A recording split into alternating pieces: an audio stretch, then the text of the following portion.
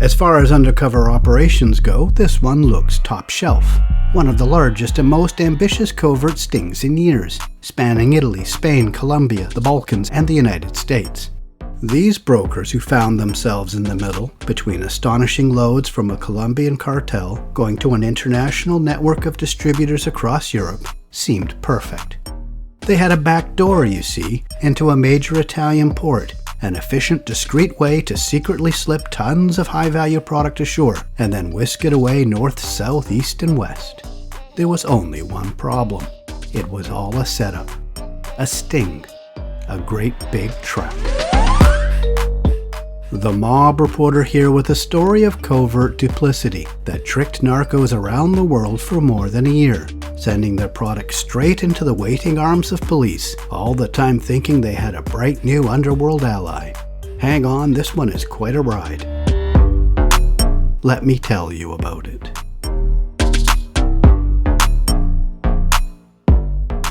By the end of it all, police snagged 4.3 tons of coke, sent out by Colombia's powerful cartel, the Clan del Golfo. This operation began in April 2021 with Italy's Guardia di Finanza, a national police agency specializing in financial crime, working with Colombian national police and U.S. Homeland Security investigations. Spain's national police then joined the party. 2 Italian agents pretending to be well-connected gangster middlemen were introduced to the Clan del Golfo by a Colombian cooperator. The undercover agents said they had infiltrated the port of Trieste and were opening it up for gangland business. Trieste was a great spot for that. It's in northern Italy on the coast of the Adriatic Sea, in the heart of Europe.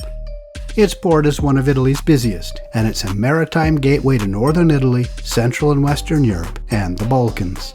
You can see why importers would love the place. One of the Italian prosecutors who helped oversee the operation described the premise of the sting like this. He said, "In Colombia they were looking for a safe hub for cocaine, and we managed to make people believe that Trieste was the place." The cartel bought that hook, line, and sinker.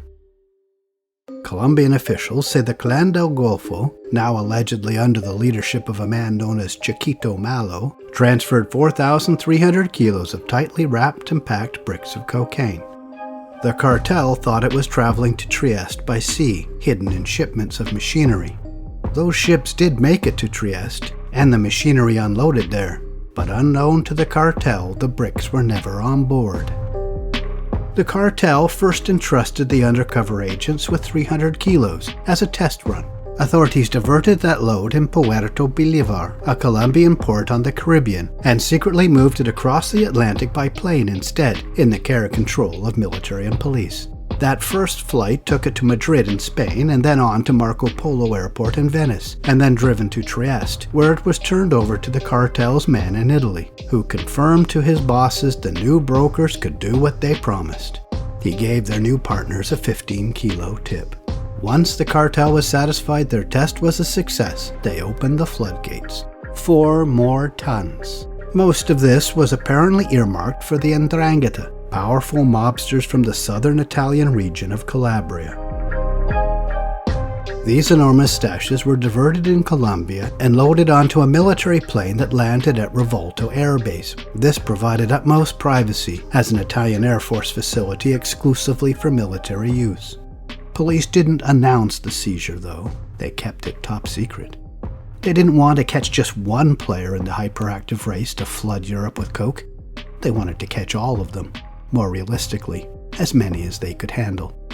And in Italy, distributors came calling. They came with trust. All of them had done business with the Colombians before, and the new Trieste brokers came with a firm referral from the cartel. To accommodate the orders, a network of undercover police set up their own fake smuggling operation from the Trieste port. There were fake warehouses, fake companies, fake documents, fake shipping orders, and fake narcos. Some buyers wanted a test delivery first, just to be sure. We see one of those meetings here. A 1-kilo proof of concept passed to a buyer in a resort town an hour's drive along the coast from Trieste. This operation played out for more than a year, until it was revealed on June 6, 2022. The problem for police was that as the middlemen, the undercover cops didn't always know who the buyers were. To flush them out, they arranged for portions of their monster load to be sporadically released to buyers in controlled deliveries and then intercepted by police. There were 19 of these controlled deliveries, authorities said, from May 2021 to May 2022. Each bus they did was as far away from Trieste as they could manage to avoid suspicious fingers pointing back at the undercover cops. Police made sure each of their discoveries of the loads looked like a happy accident, rather than part of a wider police operation. This meant not only lying to the narcos, but lying to the media and local public officials as well. The first load police recaptured was in May 2021. There was supposedly a suspected gas leak reported at an abandoned building in Aiello del Friuli, about an hour's drive northwest from Trieste. Firefighters asked the Guardia di Finanza to help them track down the building's owners, reporters were told the next day. Those officers who arrived happened to have a drug-sniffing dog with them, who alerted them to 5 cardboard boxes inside, and, wonder of wonders, they saw they were filled with bricks of coke, about 100 kilos. At the public announcement of the supposedly unexpected discovery, police put on a bit of a dog and pony show. Police made sure to tell reporters the name of the hero dog. It was Giam. If you ever want to distract attention, bring out a dog. Good boy. That pattern repeated itself over and over throughout the next year. In November 2021, police pretended a construction contractor's van was pulled over in Verona, a 3-hour drive west of Trieste, because of a burnt-out headlight. That white van was pulled over by police after passing through a highway toll booth and was carrying toilets and sinks and other plumbing supplies. Police said at the time they searched the van because the driver didn't have transportation documents for his load. Underneath the plumbing supplies, police found 300 bricks of coke weighing 355 kilos. Town officials publicly praised the attentiveness of police to local reporters the day after. I doubt they were in on the lie, they were just duped like everyone else. About the same time, it was another routine traffic patrol on the A1 near Arezzo, more than 5 hours from Trieste down in Tuscany. They spotted a white van making an unsafe lane change, police told the media the next day. The van was carrying masonry tools, but the Albanian driver seemed overly agitated, so traffic cops called in the Guardia di Finanza to investigate possible black market construction activity, so the story was told. In the back of the van, officers were seemingly shocked to find stacks of bricks. That's bricks of coke, not the masonry kind. There were 400 of them, weighing 476 kilos. In Palmanova, police were mysteriously called about a Mercedes van in a shopping center's parking lot. That van was apparently suspicious because it moved several times to different spots, police said when announcing this miraculous discovery. When officers arrived, they saw the van's driver pass something into a large Audi with German license plates. Police pounced and caught both vehicles and arrested both drivers and a passenger. All were Croatians. Under a false bottom in the van were 55 kilos and a lot of cash. The largest single controlled delivery was recaptured outside Rome in January 2022.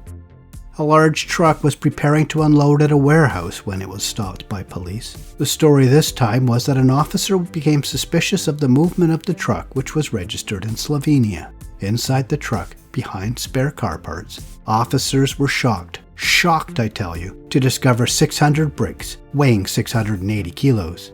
2 men in the truck were arrested, a Bulgarian and an Italian. The last controlled delivery was in May 2022. 1 year after the first.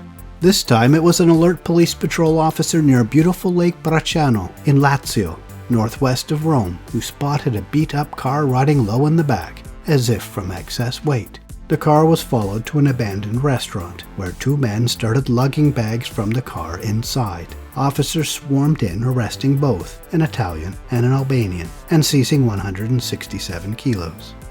The entire caper was codenamed Operation Geppo. Italian police like irony and enjoy wordplay. Geppo is the name of an old Italian comic book character who was a demon, but a good-hearted one, who acted as a bad guy, but ended up always disrupting the devil's evil plans. Geppo in the comic books had the horns and wings of a bad guy, but the heart of a good guy.